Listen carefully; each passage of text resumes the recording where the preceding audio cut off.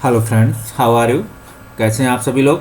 आज हम एक नए टॉपिक को लेकर आए हैं जो भारत पूरे विश्व का एक ज्वलंत मुद्दा है, फेमिनिज्म, जिसे हम कहते हैं नारीवादी मूवमेंट या नारीवादी विचारधारा कह सकते हैं। पहले तो आप, क्योंकि भारत ही नहीं पूरे विश्व का ये एक ज्वलंत मुद्दा पहले से भी रहा है और आज भी रहा है। सबसे पहले अगर हम बात करें कि फेमिनिज्म क्या है, तो एक विचारधारा हम कह सकते हैं ये, ठीक है। तो इसे हम पहले पॉइंट पे कहेंगे ये क्या है, आइडियोलॉजी है। अगर इस बात करें कि इस पे सबसे पहले आप देखेंगे 20वीं सदी के उत्तरार्ध और 1960 के बाद आप देखेंगे ऐसे आंदोलनों में पहली बार विचारधारा आई या तेजी आई। और इसमें भूमिकाओं पे क्या है, जो नारीवादी विचारधाराओं को लेकर कुछ नारीवादी मूवमेंट शुरू हुए और उन्होंने कुछ प्रश्न चिन्ह लगाए ऐसी जेंडर बेस पे आधार पर। फिर इस पे कई उपवर्ग हुए या कई क्लासिफिकेशन हुए। तो हम बात करें कि नारीवादी का मुद्दा मुख्य क्या था, तो कह सकते हैं कि फेमिनिज्म जो फीमेल थी, अब लिंग के आधार पर जो सामाजिक असमानता का वो सामना कर रही थी, सोशल इनइक्वालिटी की जो सामना कर रही थी। आप देखेंगे महिलाओं की असमानता को लेकर एक राजनीतिक परिप्रेक्ष्य जो है फेमिनिज्म मूवमेंट ने पेश किया सामने। और आप देखेंगे कि महिलाओंवाद या फेमिनिज्म का मुख्य उद्देश्य था कि नारीवादी मताधिकार को लेकर आप देखेंगे, क्योंकि नारियों को जो कहे फेमिनिज्म को आप देखेंगे फीमेल को क्या है, विश्व के अलग अलग हिस्सों में जो वोट देने के अधिकार को अलग अलग टाइम पे दिया गया है। काफ़ी समय तक उन्होंने संघर्ष किया।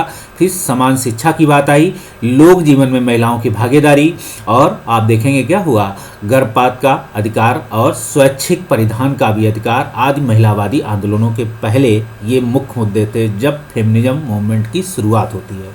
फिर आप ये देखेंगे कि इन जो फेमिनिज्म मूवमेंट शुरू होता है, फिर आप देखेंगे इसमें क्रांतिकारी, सुधारवादी, कई अन्य रणनीतियों से भी ये चर्चा होती है। फिर आप धीरे धीरे इसमें क्या है, बदलाव होते चले जाते हैं। तो अगर हम बात करें कि इसमें जैसे जैसे फेज बदलते गए और क्लासिफिकेशन होते रहे, तो आप देखेंगे इस संदर्भ में इसके बेसिक्स क्या हैं। तो आप देखेंगे feminism is a political movement, it exist of rectify sexual inequalities, strategies and social changes very. और आप देखेंगे इसके लिए सबसे पहले था inequality between man and women के बीच इज मोस्ट सिग्निफिकेंट, सबसे बड़ा मुद्दा यही था। फिर आप देखेंगे जेंडर नॉर्म्स है आप society constructed not determined by biology. तो आप देखेंगे कहते हैं कि ये बायोलॉजी के आधार पर जो है डिटरमाइन नहीं किया, ये क्या है, मैन बेसिस आधार पर किया गया है या एक पितृसत्तात्मक सजात में। इसी के आधार पर अगर हम पहली बात करें रेडिकल फेमिनिस्ट की, तो आप देखेंगे कि रेडिकल फेमिनिस्ट की स्ट्रेटजी फायदे तो जो है कई हिस्से में आए हैं। तो आप देखेंगे सबसे पहले अगर बात करें सोसाइटी जो इनका कहना है जो पैट्रियार्कल मतलब पितृसत्तात्मक, man are the ruling class and women are the subject. तो आप कहते हैं कि रूलिंग क्लास के रूप में जो मैन है और सब्जेक्ट के रूप में क्या है, एक सब्जेक्ट है, पुरुषों के लिए महिलाएं एक सब्जेक्ट हैं। इस आधार पर रेडिकल फेमिनिज्म अपनी उग्र विचारधारा का प्रदर्शन करती हैं।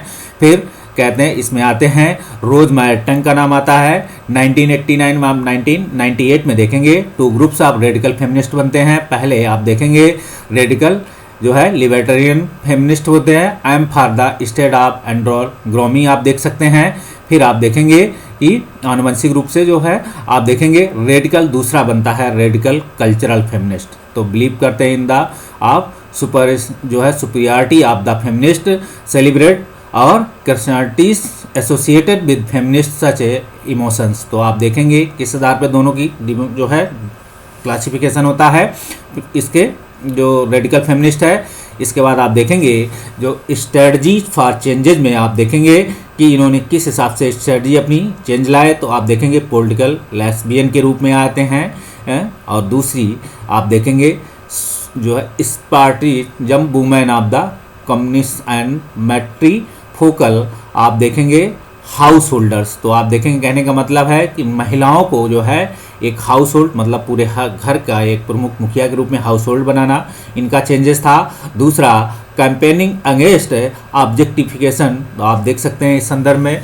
फिर अगर बात करें एक दूसरे क्लासिफिकेशन के रूप में, तो आप देखेंगे मार्क्सिस्ट फेमिनिज्म के रूप में। तो मार्क्सिस्ट फेमिनिज्म आते हैं, तो अब इन्हें आप देखेंगे कि ये कैपिटलिज्म रेदर देन कहीं ना कहीं मार्क्सिस्ट है, तो कैपिटल होगा। पहले तो आप देख लीजिए कि अगर मार्क्सवादी विचारधारा के आधार पर क्या है, एक मार्क्सिस्ट फेमिनिज्म की विचारधारा उपजती है, तो कहीं ना कहीं आइडियोलॉजी जो होगी वो एक मार्क्सिस्ट आइडियोलॉजी ही होगी। तो कहीं ना कहीं आप देख सकते हैं कि capitalism rather than the patriarchy is the principle of source of women जो है ऑप्शन कहते हैं। फिर कहते हैं वुमेन सबऑर्डिनेट बेनिफिट्स कैपिटलिज्म। तो वुमेन को जैसे मैन को क्या कहता है, जैसे वहाँ कहा जाता है कि मजदूर और जुरुआ वर्ग और सर्वहारा वर्ग के रूप में बात की जाती है, उसी तरीके से कहते हैं मार्क्सिस्ट फेमिनिज्म है, तो वो कहती हैं कि वुमेन सबऑर्डिनेशन में है, बेनिफिट कैपिटलिज्म, मतलब जो कैपिटलिज्म है, जो पूंजीवादी लोग हैं उनको फ़ायदा होता है।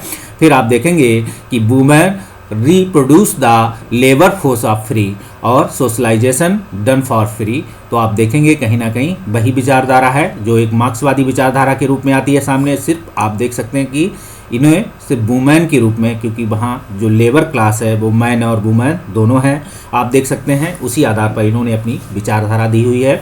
हम आगे बात कर सकते हैं अगर आप देखेंगे कि in communist society Marxist feminist believe in the gender inequalities will disappear. तो आप देखेंगे क्या है, जेंडर इक्वालिटी की बात ये भी करते हैं जो मार्क्सिस्ट फेमिनिस्ट विचारधारा है। और आप ये भी देखेंगे कि more sensitive to differences between women who belong to the ruling class and आप देखेंगे प्रोटेस्टेंट फैमिलीज। तो इसे आप देख सकते हैं, ठीक है, पोरलेटेरियन फैमिलीज, सॉरी। आप देखेंगे वुमेन, तीसरी बात होगी कि वुमेन अब्सॉर्ब जेंडर कहते हैं वुमेन की पे जो है हस्बैंड गोइंग। तो इसकी ये विचारधारा के वुमेन सबऑर्डिनेट बेनिफिट कैपिटलिज्म की बात में देखेंगे कि जो बात हो रही है, तो आप देखेंगे कहीं ना कहीं अब्सॉर्ब जो है women absorb anger women keep the husband going. तो मतलब इस तरह की विचारधारा है। दूसरी आप देखेंगे because the husband has to जो है supported his wife the children and is more dependent on his job and less likely to demand wage increase. तो आप देख सकते हैं कहीं ना कहीं क्या है, कहते हैं कि जो हस्बैंड है वो जॉब करे, सपोर्ट करे वाइफ को, चिल्ड्रन को, और कहीं ना कहीं डिमांड बेज एंड इंक्रीज की बात करेंगी। महिलाओं को इससे जोड़ दिया गया है कि हस्बैंड आप करेंगे, इनसे आप जो है एक भी क्या है, इन पे डिपेंडेंस की बात है कि हस्बैंड पे जो महिलाएं हैं वो डिपेंड हो जाती हैं, इस तरीके की बात करती हैं।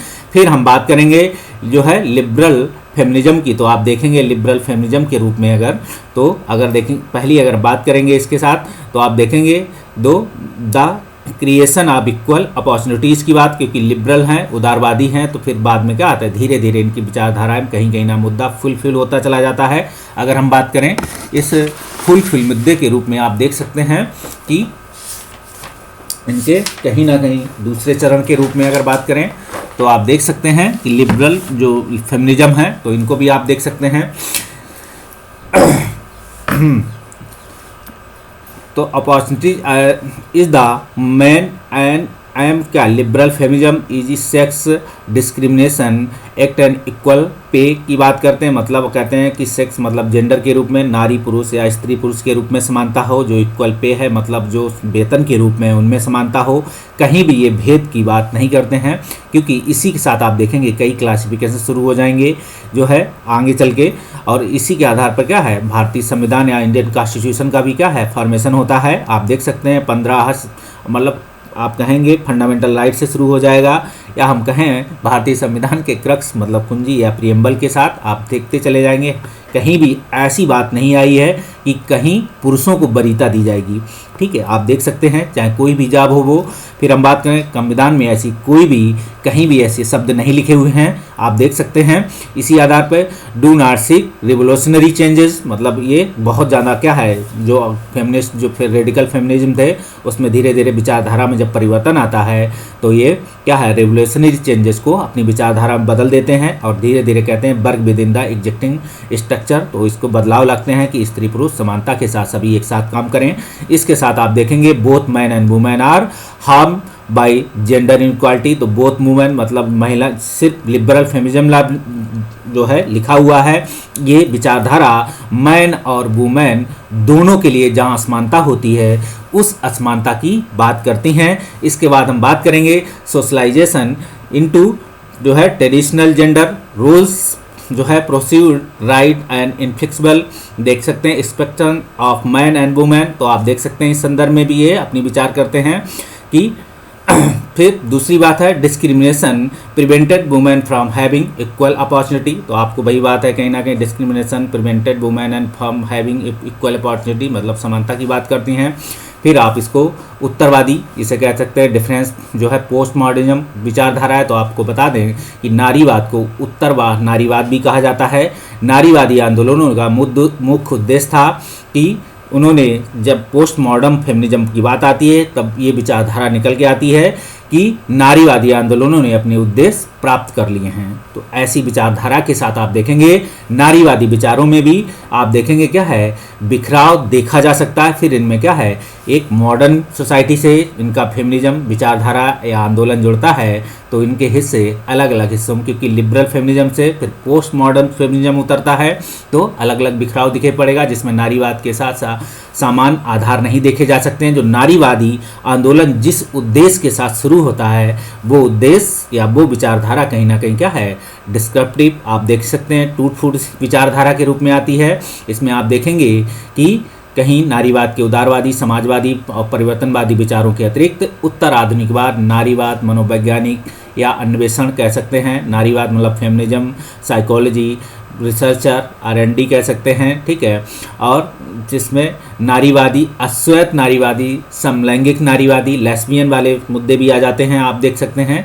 और आज का मुद्दा लेस्बियन से जुड़ा हुआ है, बात कर सकेंगे। डिफरेंस तो आप देखेंगे क्या करते हैं, शुरुआत होगी इनकी कि जो है criticise preceding feminist theory for claiming करेगी। आप देखेंगे false university, white, western, heterosexual, middle classes, ठीक है। आप देखेंगे इसमें सभी क्लूस जुड़ते चले जाते हैं। फिर आगे बात करेंगे इसमें कि जो है critic preceding feminist theory being part of the masculist जो है मस्कुलिस्ट और जो है इनलाइटनमेंट जो है प्रोजेक्ट होगा। तो आप समझ सकते हैं कहीं ना कहीं लेस्बियन विचारधारा के रूप में आती है। फिर कहते हैं कि जो है criticise preceding feminist theory way of a being जो है इसेंशियलिस्ट के रूप में होती है। फिर आप देखेंगे इसके साथ ही जो है पोस्ट मॉडर्न जो फेमिनिज्म है कंसर्न होता है विद लैंग्वेज के साथ कंसर्न है, discourse and the relationship between power and knowledge rather than